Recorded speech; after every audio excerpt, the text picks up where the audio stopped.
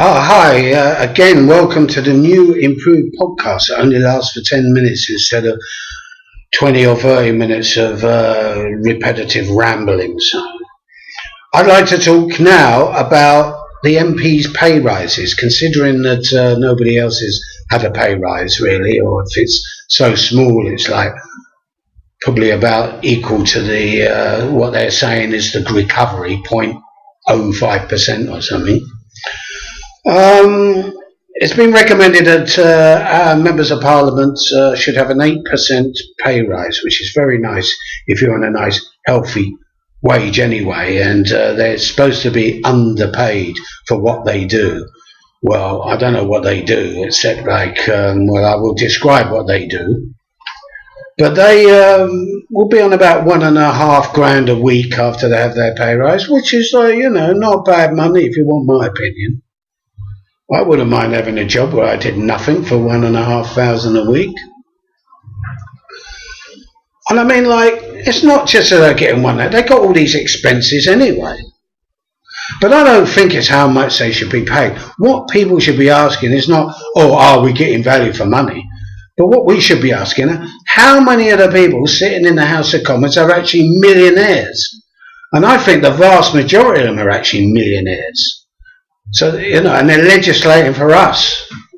So what you have, in fact, these MPs, the majority of them, irrespective of their party, they're millionaires legislating for billionaires. And of course, also their fellow millionaires. We don't really come into it. The million thing only comes for us being unemployed or underemployed or super exploited, like with these work contracts, where people just get a few hours work a day or a week with fixed work contracts. There's now 1 million people on them. So yeah, another million, another figure measuring 1 million. But as I say, these MPs, what do? They got really good holidays as well. They've got good holidays, and they've all got second incomes. Look at Boris Johnson. He's not even an MP, although he was an MP. And probably will be an MP again if he gets to be Prime Minister. But he has a job, writing for The Spectator, for which he gets paid the princely sum of £200,000 a year. 200,000 for what? For writing gibberish. And do you know what he describes that as? Chicken feed.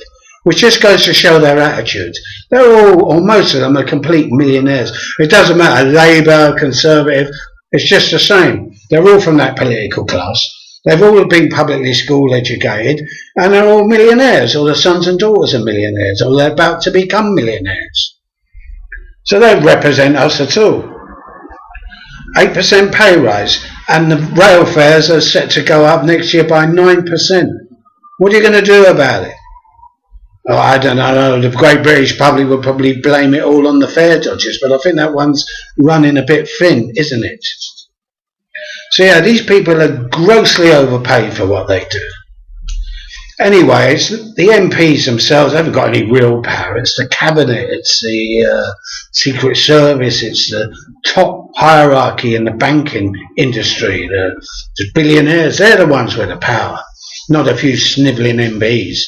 The cabinet, they're the ones with the power. They're the ones that can do it. But also, if you have a look at it, question time in Parliament is disgusting. It really makes me physically ill to see them all baying at each other.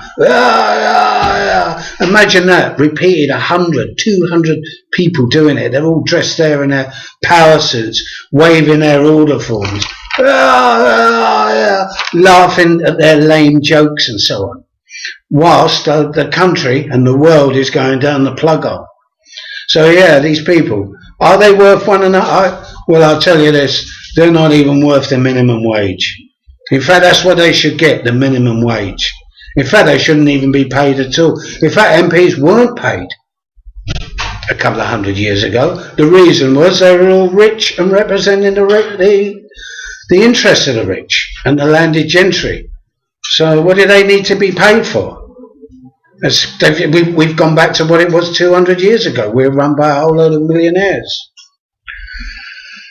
So, will it make any difference if Labour get in? Absolutely no difference at all. And there's another thing as well. There's a left-wing, left-centre think tank called Demos. Do you know what they're doing? They're saying that, oh, people that have immigrated into England shouldn't get any social security payments for 2 years. So what we've got is these bastards, these MPs, irrespective of which party, they're leapfrogging each other with their right-wing ideology, which of course some of us, fools that we are, cheer it along, you know, dying to see the person on the rung below getting a kicking. But it's just not good enough. These people are sick. We don't want to be ruled by these people. Have you seen them? They say fucking ugly thing. I'm fucking ugly. You should have a look at these MPs. Really disgusting. There's only a few that are even remarkably, or even look human. They're all bug-eyed monsters as far as I'm concerned. And as for the MEPs, they really do get massive wages, and a lot of them are from UKIP. And another thing about these MPs, whether they're MEPs or MPs, they're all as bent as two bob watches. They're all out to fill their own purses, to send their sons and daughters to public school, a world of brown-nosing nepotism. The sooner we get rid of these people, the sooner we come to our senses and get rid of these people, the better. So, how do we do that? Well, I have to talk about out on the streets, revolution and so on, but don't vote for them. It only encourages them. Yeah, you know, if there's a Labour government or a Tory government, if only sort of 20 or 15% of the population actually bother to vote for them, which is the way that it's going, then good. You know, it will show how we disapprove of them. And they're always saying, oh, how can we reach the public? But they can't reach the public. Just watch parliamentary question time when they come back from their holidays, because they're on holidays now, the poor dears. People complain about the holidays that teachers get. So at least they do a proper job. At least if they're really tired and knackered and need some rest and recuperation. These people don't. What they do, you see. When they have the parliamentary committees as well, they're all fucking half-wits. I'm sorry I'm swearing so much, but it just makes me sick that these people are sort of elected, that people actually take them seriously and so forth. So I'll just say this. MPs, should they have a rise? I say yes, they should have a rise. So you might say, what? A rise to the scaffold. That's the rise I'd like to see them. Mounting the scaffold, step by step. The guillotine or the noose dangling, waiting for them. Yes, that's the MP's rise I'd like to see. So on that happy, rather fanciful note, I bid you farewell for tonight. I'm a bit angry. Just the thought of these people makes me sick, and it should make you all sick, and you should rebel against them and get rid of them. If they can do it in other countries, why can't we do it here? Bye.